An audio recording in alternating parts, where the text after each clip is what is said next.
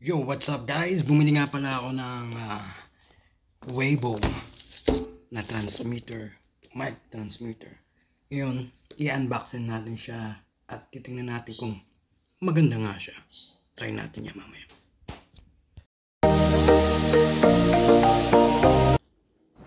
Ayan, simulan na natin yung unboxing na yan. Ayan. Kung makikita mo is maganda yung box din niya at andyan pa yung price niya. $399. Malabo na mata ko. Pero tingnan mo, ang ganda ng box pa lang. Wala siyang case.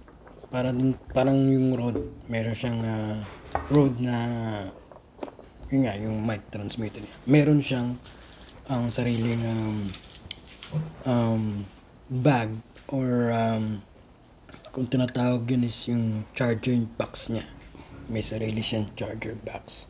Ito wala. So bubuksan na natin. Tingnan natin yung kung kompleto nga siya. Tingnan natin.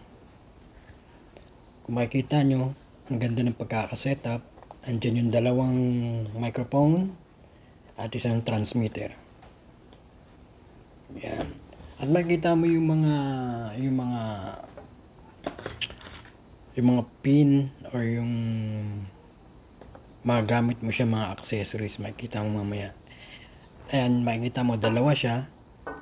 Dalawang microphone transmitter at isang ito nga pinaka-transmitter niya. So yan ang gagamitin natin mamaya pag tinest na natin yung mic. So andyan yung mga accessories niya. Yung yan, ito yung clip. Makikita mo yung clip na yan. Diyan mo ikakabit sa likod. Meron siyang hook. May ilalak mo siya. Makikita mo. Ayan. Ilalak mo lang siya dyan. So, medyo nahirapan ako mag-lock dyan. Kasi nga, hindi ko pa naman naranasan tong Joby na to. Pero, mukhang maganda talaga siya. So, nilalak ko pa siya dyan. Nilalak ko siya dyan. So, makikita mo. So, iikot mo lang naman siya dyan eh. Para lang mailak. May kabit mo yung pin. Yan. Tapos, pwede mo siyang isabit kung saan-saan. Pwede mo siyang isabit sa pantalon, belt, o dyan sa t-shirt. Kung gagamitin mo siya, kung gagawa ka ng content para sa maikli mong video. Yan. So, madali din siyang tanggalin at may mga iba't ibang accessories pa tulad ng ganyan. Pwede mo siyang ikabit yan for your camera. Kung meron kang mga kamerang gagamitin, pwede mo siyang kabit. Ito yung sa mga holder ng mga camera. Yan, pwede mo siyang ikabit yan para pwede mo siyang ikabit sa camera mo. Napakadali lang to. At ito yung mga, ayan, makikita mo. Yung pinakailalim yan, may mga accessories pa yan. Ay, ito yung magnet. Mamaya papakita na natin yung kung saan lalagay yung yan. Yung magnet na yan. Kasi meron yung, napanood ko, merong, siya eh. Pwede mo siyang isabit sa leg. So, meron siyang dangle. Parang dangle mo na yan. So, pero yung dangle na yun, may magnet yun. Which is, pwede mo siyang isabit doon. Magamit mo siya kung saan-saan. So, andito na tayo sa part ng mga just sa mga cord na yan. Sa mga, yan, meron siyang, ito yung windscreen. Na pwede mo siyang kabit dun sa mic, sa ibabaw. Diyan sa ibabaw, pwede mo siyang kabit. Para medyo mas maganda yung dating. Ayan yung may may lock yan eh. So, para mas maganda yung dating ng boses mo, walang kanong ingay. Pero maganda rin naman 'to eh. Kahit wala siyang windscreen. Ito yung isa pang clip. So, dalawang siya, clip. So, para sa dalawang yan eh, mic. So, pwede mo siyang magamit. Kung may mag-i-interview ka, pwede mo pa magamit yung isang clip. So, ito yung mga accessories. din na yan yung mga cord. Meron tayong ayan yung yan, USB cord. Pang gusto mo mag-charge, charge mo yan, gamit mo yan. Pero meron din akong ibang charger na pinag-charge yung ibang mga ganito ko eh. Ito yun sa transmitter, output, at input. Ito naman yung lapel niya. Kung gusto mong gamitan ng lapel, so nasa sayo naman yun eh. So may dalawang lapel yan.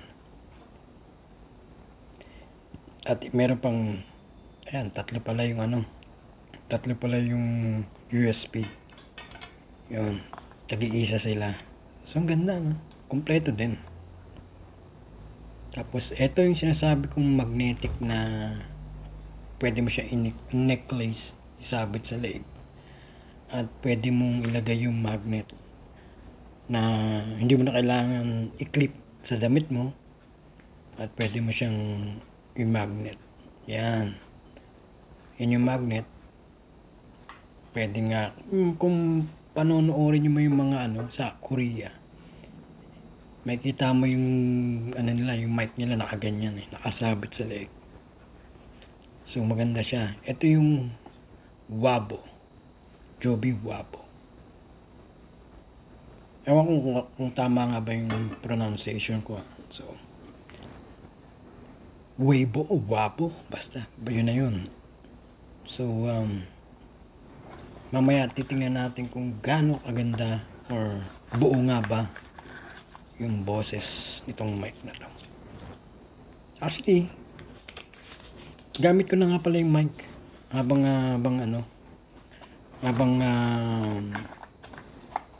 nag-ano ako dito, nagpapatch ng voice. Ito na yung gamit ko. Siya na. Pero ito pa rin, papakita ko sa inyo para makita nyo kung yung gamit ko nga talaga itong mic na to. Napaka-quality para sa akin. So tingnan natin yung kung gaano ka-quality yung mic.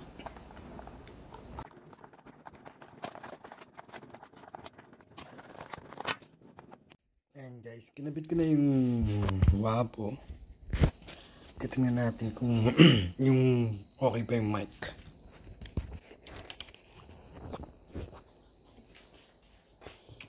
So, i-on ko na.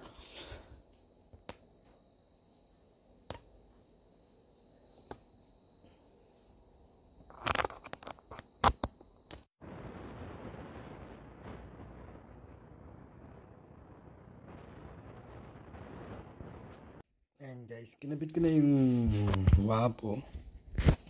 Titingnan natin kung yung okay pa yung mic.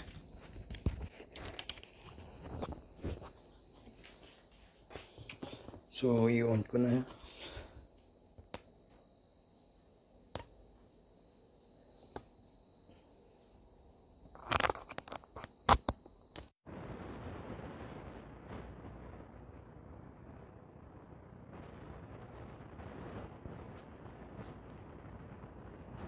Yan, i-on ko na siya.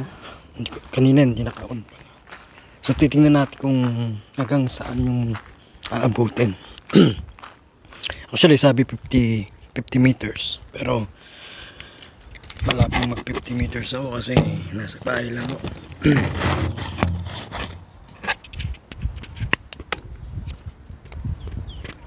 So, ngayon, andito lang, hawak-hawak ko lang. So, titingnan natin kung medyo malinaw nga ba ang mic na to. So, hindi ko nga lang nilagay yung filter niya, yung para sa windscreen. So, tingnan ko lang kung malinaw pa rin siya hanggang ngayon. So, let's see kung papasok ko sa bahay. Titingnan natin. Mawawala ko. Pupunta ako sa likod. At, as you can see, nasa loob na ako ng bahay. Iikot na naman ako. So, titingnan na natin kung gaano kahaba or yung range niya kung hanggang saan. Kaso hindi nga rin ako lang 50 meters. Pero malayo na rin to ha.